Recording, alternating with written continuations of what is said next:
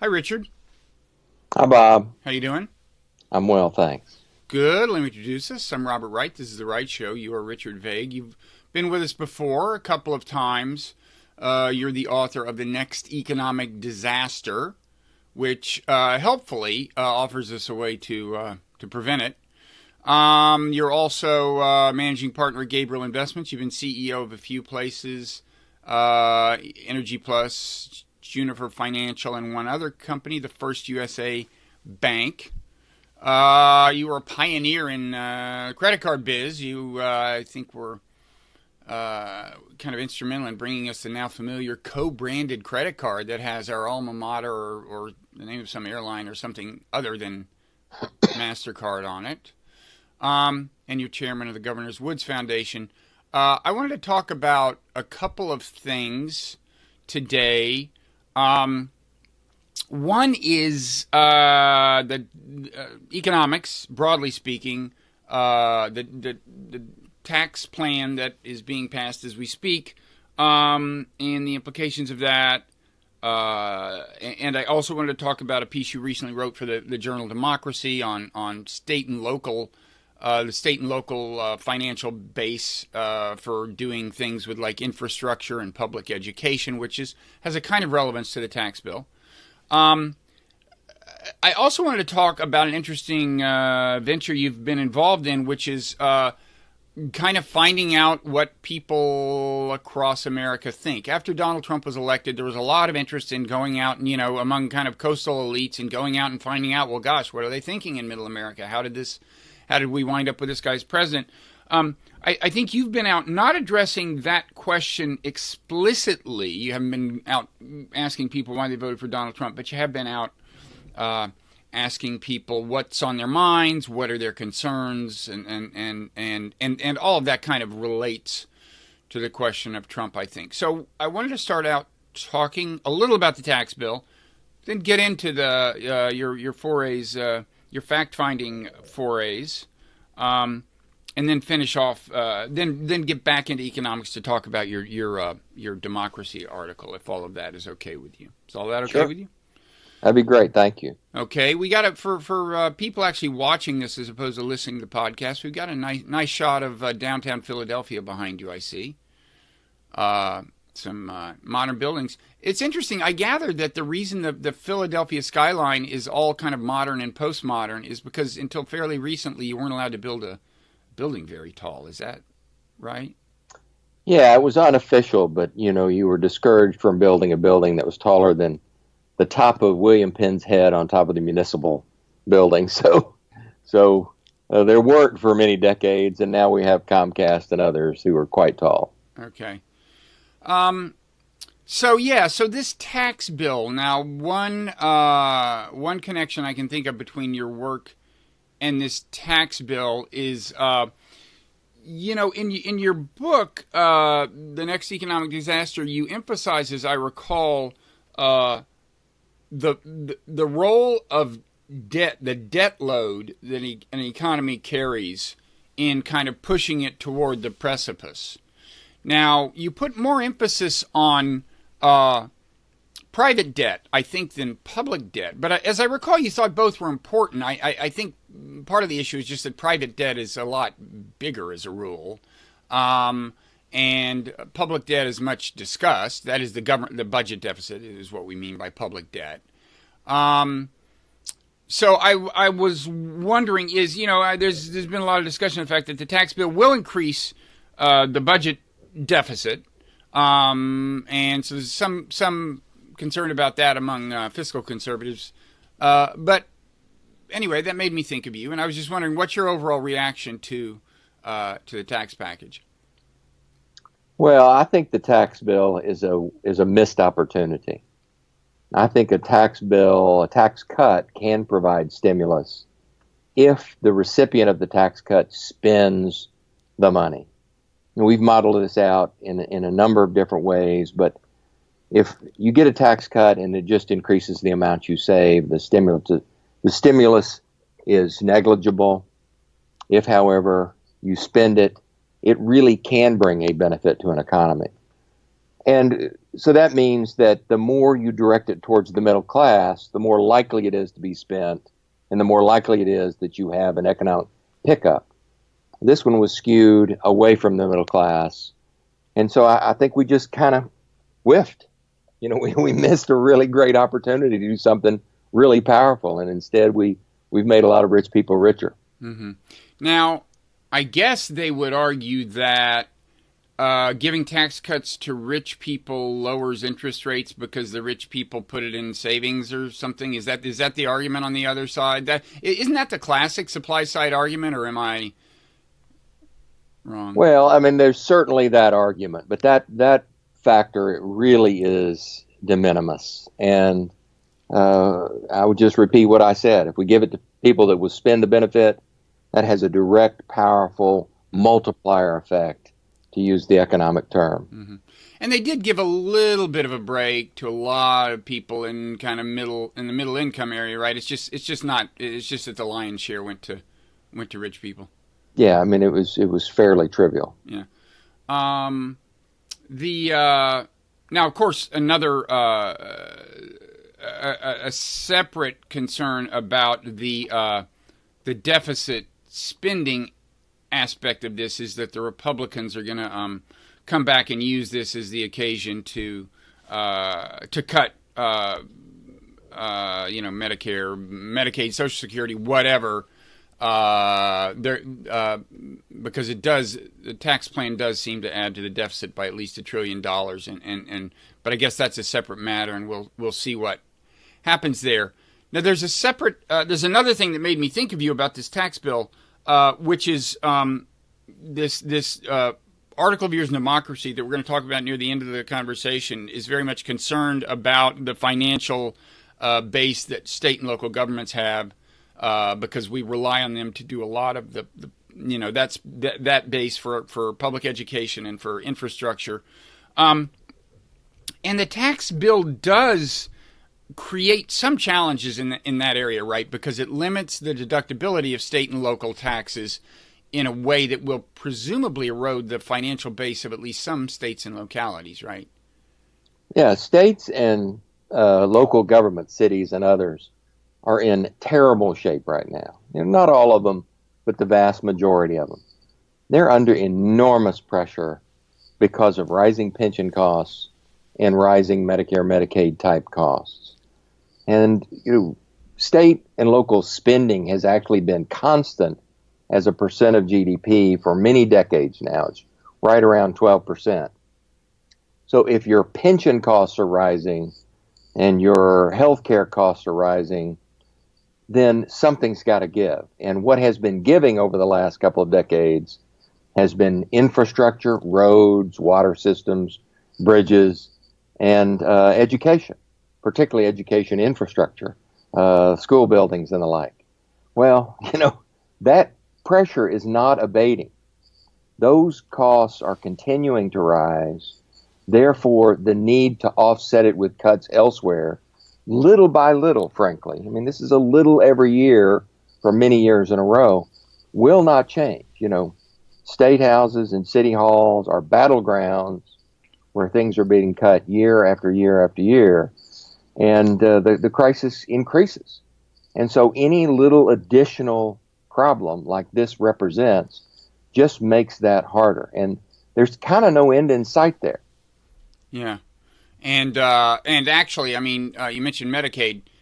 If indeed, as is widely expected, the Republicans use the addition to the deficit that the tax bill brings as a reason to cut entitlements, one thing they'll be, ideologically inclined to cut is Medicaid, because they don't stand up. Medicaid is the program, the healthcare program for poor people. Republicans don't stand up for that the way Democrats do. And so if they do cut that, that complicates life for the states and localities, not just in the sense of who picks up the slack, but in the sense of, whenever you add to the kind of just magnitude of poverty, the states and localities that have to deal with that, localities especially in the most immediate sense. I mean, the cities is where the homeless people actually are, and other forms of poverty manifest themselves. So this is where a lot of the, I think. Yeah, I wouldn't want to be a governor or a mayor these days. Yeah. There's nowhere, you're in a vice. There's nowhere to go. Right. And, being a mayor or a governor in the 50s or 60s was a great job. There was the opportunity to do great things. Well, those opportunities are few and far between if they exist at all these days. Okay, so near the end of this conversation, we'll By get the way, to... one of the things you mentioned that I didn't get to address is the tax cut increases the federal deficit and the amount of government debt outstanding. We don't like that, but we're not alarmed by it either. The amount of government debt as a percent of GDP that we have is a little over 100%. Japan's at 240%. Mm-hmm. There's a lot of countries. As we look over the landscape of since 1945, over a database of about 47 countries, the number of crises or adverse situations that resulted from excessive government debt are few and far between. The problem that happens in economies relates to private debt, business debt, consumer debt, and the like. So I just wanted to throw that in before we get off the subject. And is that mainly just because the magnitude of private debt is so much greater? In other words, is it that in principle any debt load is a bad thing? It's just that the problem tends to accumulate on the private side. It's true there, and it's also true that a crisis really boils down to too much capacity being created, too many buildings being built, too many houses being built, and too many bad loans being made by creating these unneeded buildings and houses, and the banks failing as a result of having made too many bad loans. I mean, that's a financial crisis. That really relates to private debt. It's much more indirect when you're talking about government debt. Okay.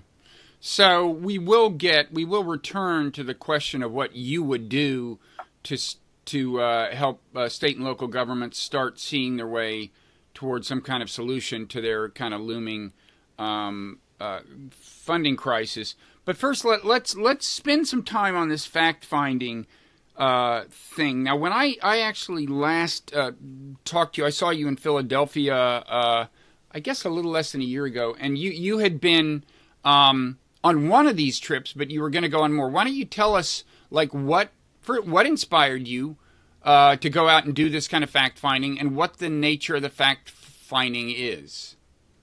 Well, I have conducted 20 focus groups in 6 different states, from Nevada to Florida to Iowa to Pennsylvania to Michigan and others. And what I really wanted to do, what I was beginning to be a little weary of, was hearing one story from the Democrats, one story from the Republicans, and about what people were really concerned about, and not having any real clear sense of whether those things were true or not. So I went on this tour, if you will, and have sat down with voters. And our focus groups are typically folks in the 40 to 80,000 household income range. They voted in the last 2 presidential elections. So these are middle-class voters. And I've done And can I ask you, do you have a sense for kind of average, how many of these have college education, or how many of them are doing kind of blue-collar work in the traditional sense, or is there... We think the distributions, by the way, it's half Republican, half Democrat, with some independent thrown in. And we think the distribution really reflects the population at large. We have, plenty of college-educated folks working at banks, but we have a lot of folks working in factories, healthcare. I think it's a reasonably valid portrait of what the middle class really is. Okay. And so we went out, and instead of asking them explicitly about candidates, we didn't go ask about Trump and Hillary or anything like that. We didn't go ask, what is your view of, what do you think this policy is like or that policy is like? Instead, we went out and asked them about their lives. We said, what is the job market like for you? What is your health insurance plan like? How do you feel about immigration? How do you feel about crime? How do you feel about terror? Are you concerned about terrorism? It was probably about 15 questions over about an hour and a half, where we wanted to know what their lives were. And whenever they started talking more abstractly, we brought them back to their personal experience. And I think we got a pretty consistent, clear set of messages from these folks, kind of no matter where we were, no matter whether they were Democrat or Republican. We tended to hear many of the same things wherever we were. And what are some of those things? Well, the big issue by far, kind of jumps off the page no matter where you are, is healthcare insurance. And it's not Obamacare, because most of the folks in these groups, aren't on Obamacare. They're really on their employer's insurance policy. And many of them, are self-employed, and so are having to buy insurance out in the open market. Aren't a number of those on Obamacare in some sense? A lot of those aren't on any insurance. Uh-huh. Because they can't afford it. So I would have guessed that the ones who have a traditional kind of corporate plan, I mean, in other words, their worker provides them with a plan, are not in a lot of trouble, whereas the self-employed, the various other kinds of people either have health insurance but have a kind of precarious feel about things. That's kind of the situation I'm in. If you want to have me to your focus group, but or they just don't have health insurance at all, or they may have bought into Obamacare, but the status of that is changing. The premiums are going to go up, blah blah blah. What? Most of these folks, Obamacare is not an issue. They don't know about it. Most of these folks, it's their employer's insurance policy by far and away, and it's a problem. It's a problem because premiums go up every year, and more importantly, deductibles go up every year. And so you'll have folks say, I'm still paying for my son's operation from 2 years ago. So they had a $5,000 deductible. Or my spouse needs an operation and we can't afford to get it because of the deductible. And, the other big economic fact, again, no matter where we went, was folks have jobs. There's a lot of jobs out there. They're just not jobs with prospects. And so they kind of feel like where they are from an income standpoint, wherever they are is kind of where they're going to be in their lives. They don't have a prospect for materially increasing their income. So they're kind of looking at flat income and rising healthcare costs. That is the portrait of the financial situation of the 70% of the people in the groups that I talk to. Okay, so I'm just kind of like thinking this through. I'm thinking that Obamacare was such a prominent issue in the campaign. I'm guessing that there were a couple of things going on. First of all, there are I'm sure a non-trivial number of people who are in this who are not getting health care from their employer, and so the kind of what else is out there matters. Obamacare is a big part of that picture, but also maybe to some extent complaining about Obamacare was just a way of saying, don't you hate Obama, and like right. The thing that factored more than Obamacare was CHIP. The child. Explain to people what that is. We saw again and again, we saw situations where the husband and wife were both on their employer's insurance policy as single people. So they were married, but the wife gets her employer's insurance for a single person. The husband gets his employer's policy for a single person. And their kids are on the state subsidized healthcare plan, which is called CHIP. It's called different thing, in Iowa it's called the Hawkeye plan and what have you. But it came up again and again and again that folks were in okay shape because of the existence of CHIP. And now we understand that's something that's maybe a problem. Yeah, now I'm not up on that. I know I've heard Democrats, in fact, one of the first things that Doug Jones said after winning in Alabama during his acceptance speech was, we need to get CHIP funded. Aside from that, I don't know that much about the status of it. Is it that the Republicans want to actually reduce funding for it? Or, I can't believe they'd have the bad political judgment to advocate actually killing it. But what is the status of CHIP? I think it's in this funding of the government issue that got deferred for a couple of weeks and is going to come back around here very shortly.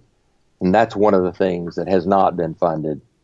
and could represent a fairly big immediate crisis if it's not funded. Okay. But I just want to underscore my point. Obamacare didn't really come up a lot in these groups. Their employer's insurance and CHIP. Mm-hmm. There were a number of elderly folks. There was a high level of satisfaction with Medicare. I had a lot of folks in my groups. Maybe 20% of the folks in my groups were retired, and were on Medicare, and were almost in every case just very happy with it. Mm-hmm.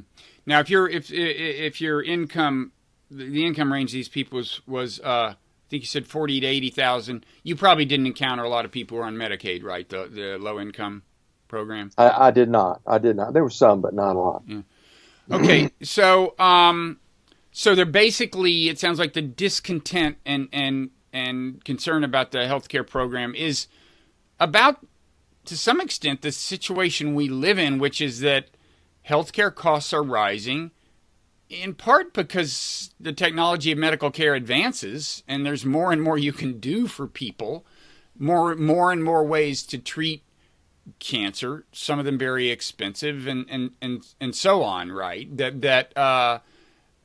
So I mean, that's I know you don't purport to have any great solution, but to some extent this problem is kind of it's kind of built into where we are in history, right? Yeah, I'm not sure I agree with that. Our healthcare costs as a percent of GDP is 17% or something like that. For most Western developed countries, it's more like 12. I can't believe, personally, having examined this for a while now, that there's not the opportunity to. Maybe we can't get to 12, but the idea that we could get to 14 or 15 seems very feasible. Well, how do you think they got to 12? What's their secret? Well, I mean, take something simple, and my numbers are going to be a little off, but I think healthcare costs are roughly $3 trillion-ish, of which 600 or 700 billion is pharma, and the rest of the world pays less for their drugs than we do. Mm-hmm. We don't use our aggregate purchasing power to buy drugs more cheaply for everyone. That feels kind of like a no-brainer to me. Well, do we also have more generous patent protection for drug company? I mean, do their patents last longer, which gives them monopoly power for longer and stuff like that?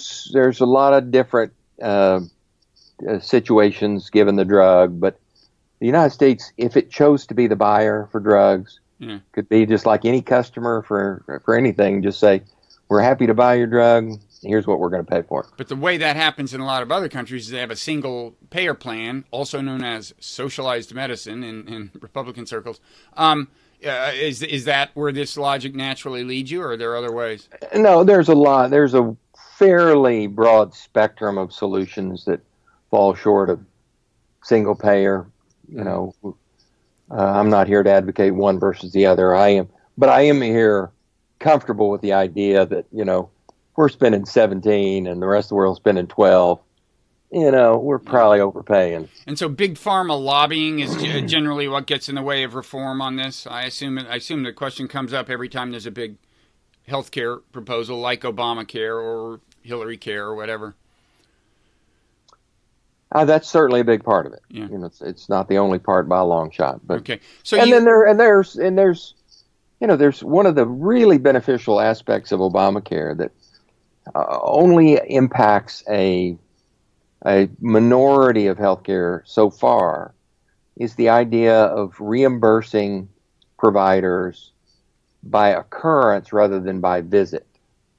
So now, it used to be that if you had a particular problem, I don't care what it was, maybe you had a broken arm or something like that. If you went in today and then you went back 2 weeks from now and you went back 2 weeks after that, you got reimbursed for each time you came into the hospital. The provider did. Now they only get reimbursed once.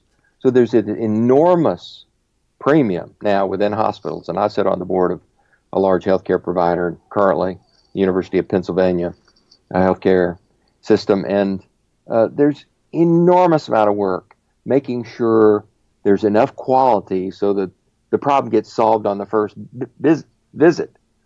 This is taking a lot of cost out of the system. But the private insurance industry has not yet fully taken the step of doing the same thing for the majority of care that's provided. As that starts to happen, that's going to take a significant layer of cost out of the system. Mm-hmm. And you can see that almost from an engineering standpoint. Yeah. Okay, so you said other issues came up, immigration and so on. I mean, how open-ended? It was completely open-ended, I take it. You just said, what's on your mind? You didn't say, okay, now we're going to talk about immigration. Is that right? No. I took them through the subjects. Okay, you did. One by one. So we would conclude with our discussion of one subject and move to the next. So I would ask, how do you feel about immigration? And what'd they say? There's a lot of concern about immigration. There is. And not just on the Republican side, on the independents and Democrats. And, in my groups, it was less ideological and more practical. So I can remember a group in Iowa where I had a high school counselor who was kind of one of these salt of the earth people. She was a Democratic voter. And she kind of leaned forward towards the end of our discussion and said, in my school, I'm not sure why the foreign kids get free winter coats and the American kids don't. Or you would, have a situation where, a parent with a kid in fourth grade, in one particular case, Catholic Charities had brought some Eastern European kids into a school. Well, they didn't speak English. They were in this fourth grade class, and the whole class was having to kind of slow down. It kind of came to a halt academically while they were bringing these kids up to speed over a period of several weeks. And it was kind of, why does my kid have to have an adverse outcome because Catholic Charities has brought this person in? So they were very personal stories about real situations. Many of them, minor, some major, but it really wasn't this, we hate immigrants. You often had folks that preface their comments by saying, I understand this, we're a nation of immigrants, but, and then go on with their rather personal story. Mm-hmm. So, I think there's one guy who kind of summed it up well, I think, for all these groups. He kind of looked at me and said, listen, I'm in favor of immigration. I know we're a nation of immigrants. Can't we just take a few years to absorb what we have before we let a lot more folks in? Now, so far, none of the stories you've given me are economic in the sense of they're going to take my job. There wasn't a lot of that. In fact, it came up quite frequently that they do jobs none of us will do. That was kind of broadly recognized. There was, however, a lot of discussion about they get welfare benefits or they get this or they get that, and it's going to cost me as a taxpayer. That did come up a few times. And the winter coats example seems, I don't want to say gratuitous, but I mean, was her complaint, was it, so I gather these were like Latino immigrants who to whom some charity was giving free winter coats for the kids or something. But I'm just wondering, it wasn't like the other kids didn't have winter coats, was it, right? I guess you don't know the details. It just seems to me like that's not as practical a concern as the Eastern European immigrant case, where it slowed down the whole learning process for the students. I got to tell you that in each of these groups, people talked and cared about the actual experiences in their everyday lives. The conversations were not abstract and they were not theoretical. In every discussion we had, it wasn't America spends too much on healthcare. It's we can't get my wife an operation. It wasn't immigration is good or bad for the economy. It was my neighbor is illegal and has a new Cadillac. And it was the way that these folks express themselves, and I think the way they conduct their lives really boils down to the immediate experiences they have in their lives. And I think, to me, if I brought anything away from these groups, it was that there's a profound disconnect between the way the chattering class, talks about political policies and the way middle America thinks about and experiences and cares about what goes on politically. So what's an example of something the chattering class is getting wrong, or a kind of a misplaced way of framing Well, things? Melania Trump is wearing spiked heels. You'll get, a whole slew of comments. And I'm telling you, nobody in the groups that I was in cared or is even aware. Yeah. And then, I read an article in the New York Times, your favorite newspaper, that some columnists, I can't remember, this is 2 months ago or less. It was an editorial about Mike Pence, and it was, as non-substantive an editorial as you could have possibly read, basically calling Pence a bunch of names. He was incompetent. He was this. He was that. He was the other. No. It was a name calling exercise. That's not what's going on in these focus groups. They, probably barely even know who Mike Pence is. Yeah. Sounds like Maureen Dowd or Frank Bruni. Well, it was neither one of those, but it was, it represents, I think, what's going on. People go into paroxysms of anguish, over little things that Donald Trump or somebody might do. That's not what's going on. No, I'm with you. I mean, this is a good chance to plug my newsletter, the Mindful Resistance newsletter, available you can sign up for it at mindfulresistance.net, and this kind of started with me writing a piece about this in Vox, about how the so-called resistance is spending too much time in indiscriminate outrage mode. Exactly. So immigration is a big issue in some sense, if not exactly the sense in which I'm wondering. Did you hear anybody say, "I go to the bank and I'm doing I'm on the screen, or I'm buying something I'm buying rail tickets and it's an automated system, and I've got to press a button that says English before I can even get going"? Did you hear anything like that? No. None of that. None of the. And I would characterize it just as unease. Yeah. There has proportionally been a whole lot of immigration, and a lot of folks were struggling to be mature about it, but they couldn't hide the fact that they had at least some angst about it. So, I mean, my takeaway was, there was not the sentiment that can't we, kind of take it a little slower, is a bona fide sentiment of a lot of folks. Mm-hmm. Did you hear complaints about affirmative action? Nope. Now, I guess these are groups that are internally somewhat ethnically diverse, right? The group. So it would be awkward in some cases for a white person to start complaining about affirmative action. Well, we handled that anytime the Republican groups were a lot less ethnically diverse than the Democratic so groups. you handled them separately. Yeah. Oh yeah. I see. We had Republican groups, Democrat groups, independent groups. So yeah, we kept them separate. And anytime we encountered a situation where we thought there was sensitivity, we asked them to tell us about how their neighbors felt, realizing that was a proxy for how they felt. So there was one set of questions we had about, could you afford to miss one paycheck? And I know because of the research that we do that, it's a big number. I don't know if it's 40% or 60%, but it's some huge number of percent of the population that cannot afford to miss a single paycheck without, having some bill they can't pay or what have you. So we wanted to ask that in this group. But instead of asking people to say, can you afford to miss a paycheck? We asked the question, can, the folks in your family and your friends, generally speaking, what percent of them could afford to miss a paycheck? Well, that gave them the permission to answer honestly, even about themselves. Mm-hmm.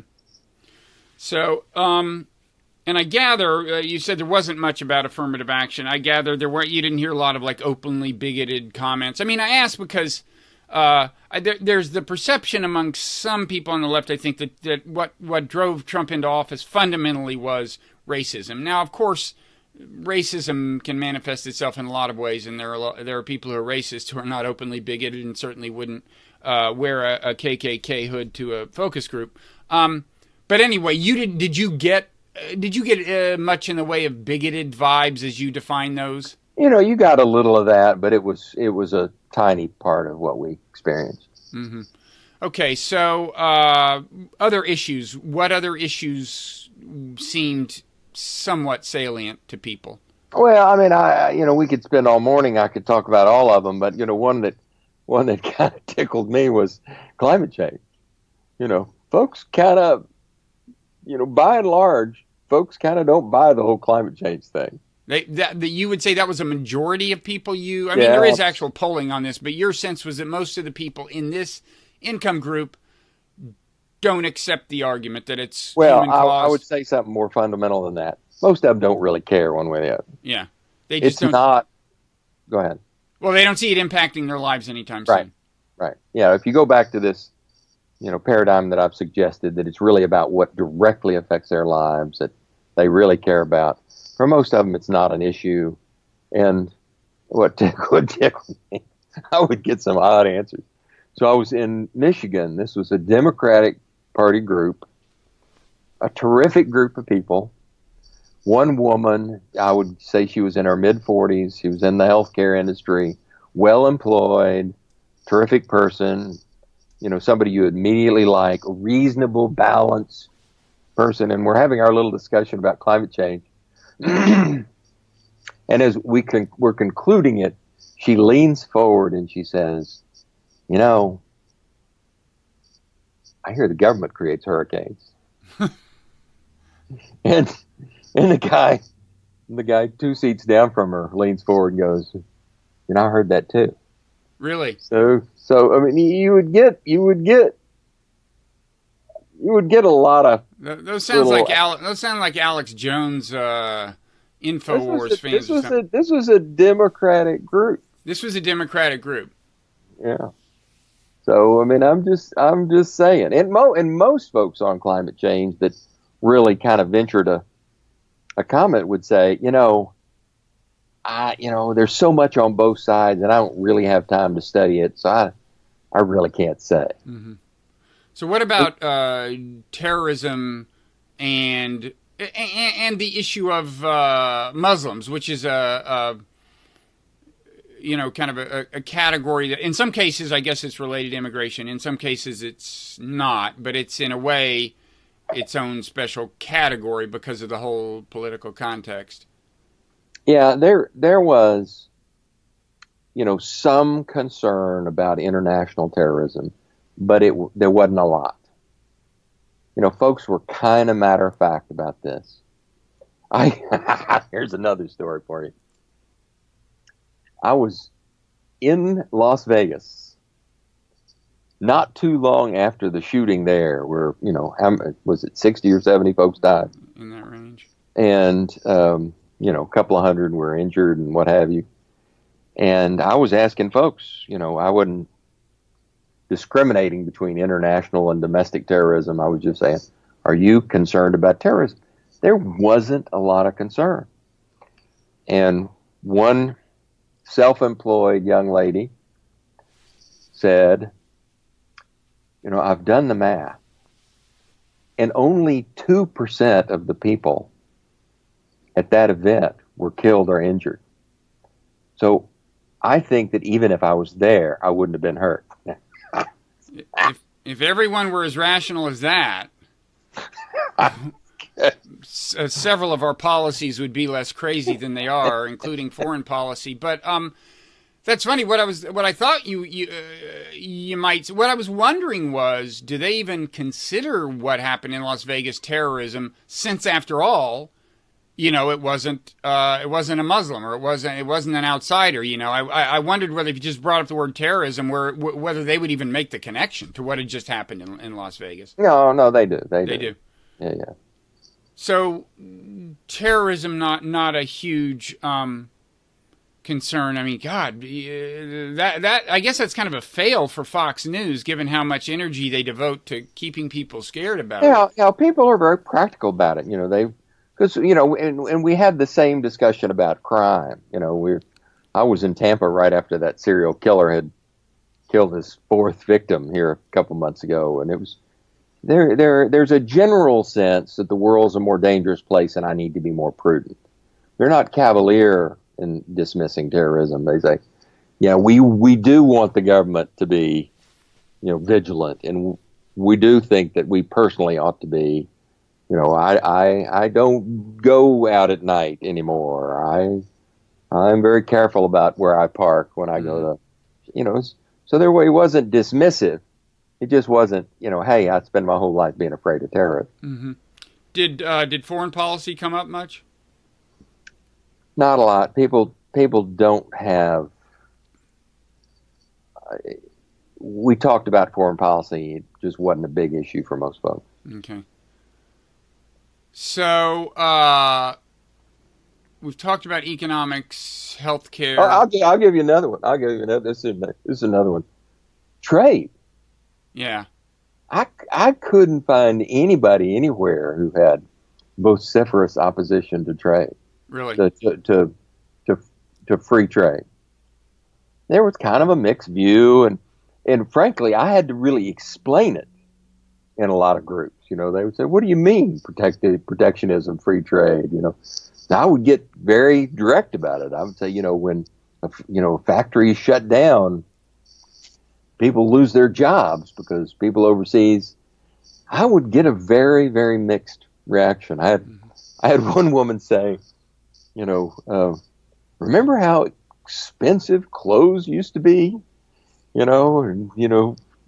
was a very practical comment. But my favorite was being in Michigan, which was decimated because of the trade issue. The entire city was effectively gutted because of trade in the trade policy in the automobile industry. I couldn't find anybody who even knew the issue. This is just half a generation or a generation removed from probably everybody they know being affected adversely because of this. So yeah, well, maybe it gets back to what you said earlier, which is that right now, where we are with the economy, the concern isn't jobs. It's the sense that there's not a lot of advancement ahead of you where you are, and you're less likely to blame that on low-wage foreigners than you are an actual shortage of jobs, right? And then, I spent in not all the groups, but in a lot of them, I would spend time talking about job training, because I know from my business contacts and from other sources that there's beginning to be a lot of jobs where the employers can't fill those jobs, be it, electricians, trucking, entry-level computer programming, computer repair. There's this whole set of jobs that all of a sudden folks are having a really difficult time filling. And so I'd ask, I'd hear from somebody in my group, we have two jobs. Our combined income is $45,000. There's no prospects. And I would say, in one of the rare cases where I was I tried to guide the conversation, I'd say, I happen to know there's all these jobs over here that after a couple of years do pay $100,000 a year. Mm-hmm. And the answer would be, well, I can't afford the training. Or, even if I could afford the training, I've got kids and this and that and the other. It's hard for me to find the time to take that. And, or occasionally I'd come across somebody who had done that and had improved their economic life, but had $50,000 or $70,000 in debt to show for it, that they were just beginning to try to pay off. So, there was a big blockage there.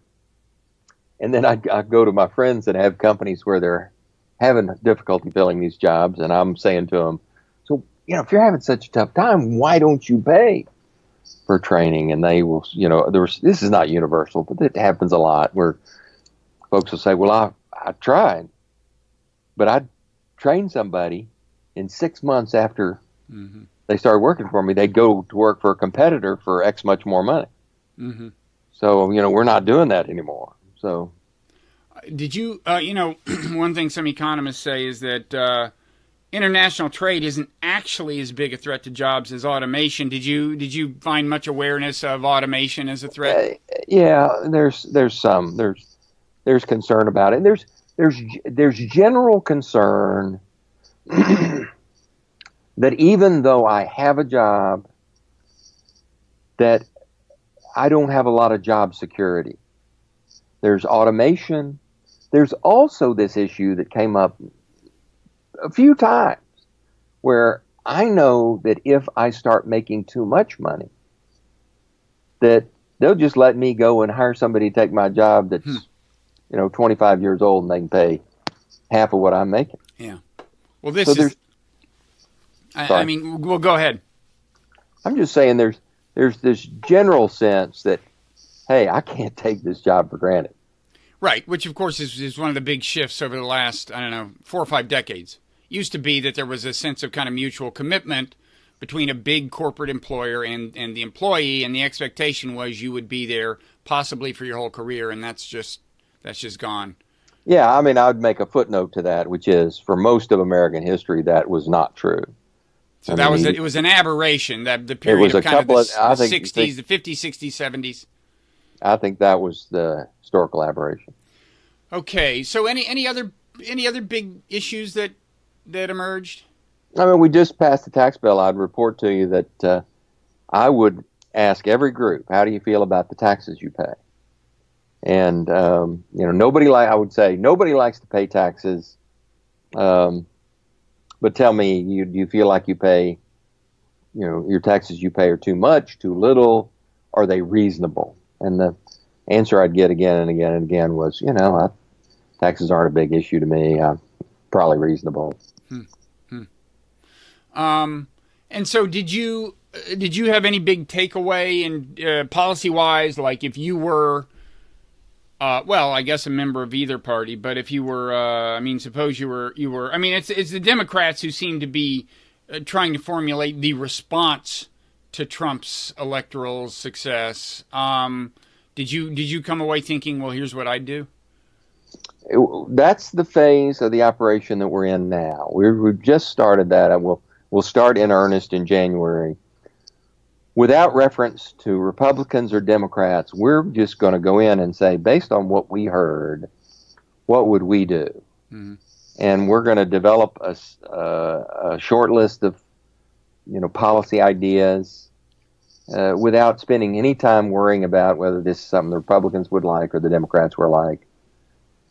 And probably by mid-year, we'll be in a position to take that back on the road to focus groups that are effectively the equivalent of the ones we just spent time with, and see if the ideas resonate. Mm-hmm. Okay. Well, we said we would get back to this article of yours in the journal Democracy. We have a little time left. So basically, again, state and local governments have been in a pinch. And one place that stress can show up is in public education and infrastructure, because they do a lot of that spending. And you found that there are a couple of sources of the fiscal pressure they face, right? Leave aside new challenges they may face as a result of the changes in the tax code that have just been ushered in, but historically, what has been putting pressure on the states and localities? It's the two things I mentioned at the outset. It's growth in pension obligations, coupled with the underfunding that states and local governments have been guilty of over the last 5 or 10 years, and the need to catch up. So you've kind of got a double whammy there. Their pension obligations are growing, and I've been negligent in funding my pension, so I need to catch up. So there's about a $2 trillion funding shortfall across all 50 states that is an almost insurmountable problem, and that creates pressure through time. And then the Medicaid is growing as well. those are the two things that, if you look at it mathematically, have been creating the pressure. Now, the Obamacare included a burst of federal generosity on the Medicaid front, right? I mean, they offered a very favorable matching fund relationship on Medicaid, and a number of Republican governors turned it down anyway, even though they would have had to pay, I don't know, $1 for every 5 or something that the federal government, that's not the exact number, I'm sure, paid. So that was, I guess that if that persisted, that would have made inroads on the problem. But it looks like that's not destined to persist, I gather, with this in this political climate. Yeah, I would kind of cut to the punchline a little bit here. That I think there's all sorts of things you can do and all sorts of haggling we can do about the short term. Over the long term, 80% of all healthcare costs relate to 4 diseases: cancer, heart disease, diabetes, and Alzheimer's. And until and unless we find radical ways to alter those, we don't really have a good shot at materially improving healthcare costs. Luckily, we're in the middle of this genomics revolution, and we're starting to find paths to cures for those. We've seen, I've discussed this, but there's been some extraordinary breakthroughs here at the University of Pennsylvania where they have found what are in effect cures for certain types of leukemia, multiple myeloma, melanoma, and the like. You're talking about folks who have been fighting the disease for years and years, who are terminal, and with the treatments that are being deployed, are cancer-free in about 1 to 2 weeks, and 5 years later are still cancer-free. And many of these folks, by the way, in this particular case, are children, 7, 8, 9-year-old children. So we are on the precipice of extraordinary breakthroughs, and yet we're starving the academic research industry of funding. The actual NIH dollars. The total NIH budget is about $30 billion a year, which I think is kind of the weekend mess budget in Kandahar. And if we increase that a little bit, $5 billion, which is a rounding error in a $3 to $4 trillion budget, you could have a revolution in treatment of these kinds of diseases. So if you're asking me what I would do, I would deploy money towards research dollars to try to do profound things to reduce healthcare costs. But are there cases where all you're doing with the research is kind of pushing the envelope back? What I mean by that is, like, you gave us examples of actual cures. And even those might be expensive at first until the patents run out, but then they're less expensive. But at least they are cures. At least the people go home and we're not dealing with them. I can imagine, whereas traditionally cancer hasn't been like that. It's like we find ways to extend the life expectancy of cancer patients for 3 months, and that just leads to expending more money. And I can imagine that a certain amount of dementia treatment may wind up being like that, right? We find out ways to push it off a few months, then we're keeping them alive for longer and so on. So I guess I'm wondering how much of research into these specific problems. Diabetes is another thing that I guess could turn out to be more binary, but you can imagine it being a little more like pushing the envelope as well in some cases. I'm just wondering how much is going to ultimately fall into which of those two categories: the actual cure that saves you a lot of money, as opposed to just finding ways to push the envelope a little in ways that can wind up costing you more money. Yeah, I mean, I get that feedback when I bring this up. It's astonishing to me, but I do get that feedback. But yeah, this is not traditional pharma where we're looking to have somebody live 15 months rather than 14 months. This is, a quantum leap forward. Now, this is, frankly, most of this research being done is learning how to manage the immune system. And what we're doing is we're taking what these researchers are doing. I have nothing to do with it. But what they're doing is taking T cells, which are white blood cells that fight disease, And they're genetically altering those T cells to target a given cancer tumor, to kill that cancer. Well, that really has unlimited application. That could fight multiple sclerosis and lupus and arthritis. And the chief scientist over at Penn went to his wife and said, if we could train T cells to kill a certain type of cell, what's the kind of cell that you think we should target? And she said, not being a researcher, she said, fat cells. And what did he say? We can do that in principle? Or? He said, good suggestion. In principle, there's no effort currently at Penn to do that, but in principle, that should be, a goal too. There's another one where the fibrous matter in your heart that contributes to heart failure. There is research now about training T cells to remove that adverse or problematic fibrous material from your heart. These are profound breakthroughs. So all the 4 areas you mentioned, I think they were diabetes, dementia, cancer, and heart disease. Right. You think all 4 of them are amenable to kind of binary cures? I mean, you still have the problem that people, the longer you keep them alive, I mean, at some point they're gonna start needing some kind of treatment. But leaving that aside, you're saying all 4 of these areas are amenable to actual cure through the same basic kind of technology.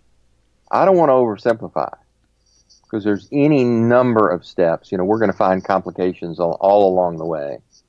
But yeah, we're not taking chemical compounds and treating human beings. We're altering the genetic structure of human beings, and this is it's a radical difference. Okay.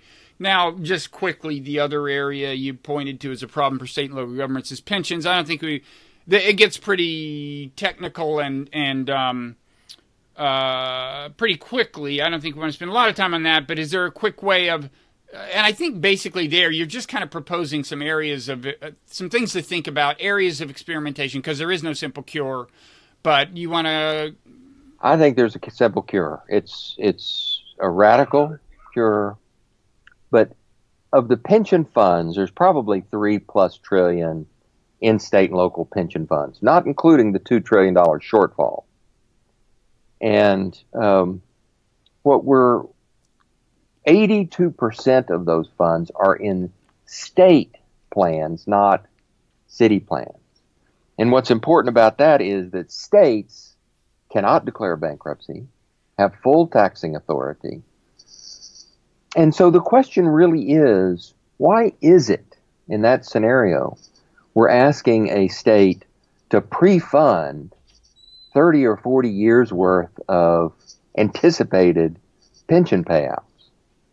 Because that's what's creating this pressure to try to recoup this $2 trillion.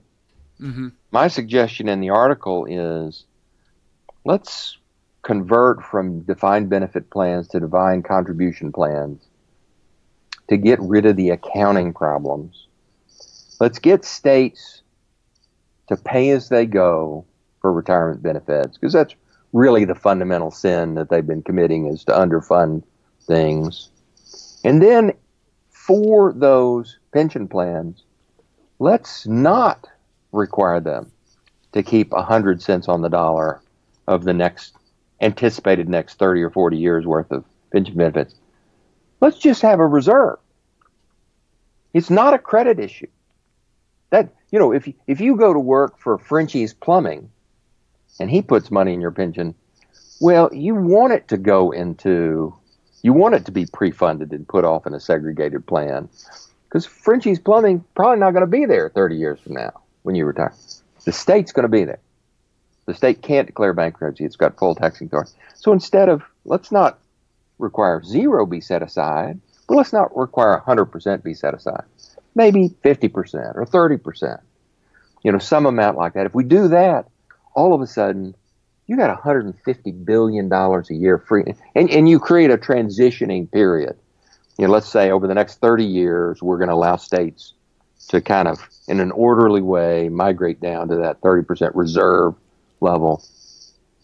Well, you're going to free up $150 billion a year for education and infrastructure. It might be more than that. I may be remembering the wrong number. It's a big, big number. Okay. Well, we'll link to the piece in Democracy that explains all this, and also we should mention another of your ventures, the longstanding. Is it Delancey Place or Delancey Street? It's an email. You can subscribe and get these very well chosen book excerpts, and a lot of people do subscribe. Which is the name? DelanceyPlace.com. Delancey, DELANCEY place. DLACE.com. Got it. Anything else? Any other place people can go to see your stuff? Your book again is The Next Economic Disaster. Anything else? I think that's enough for now. Probably enough. That'll keep them busy, for a week or so. But then they'll be hungry for more. So maybe at that point I'll have to ask you to come on again. Well, thank you, Richard. This has been great. Keep up the research and all the work. Thank you for your interest. Okay.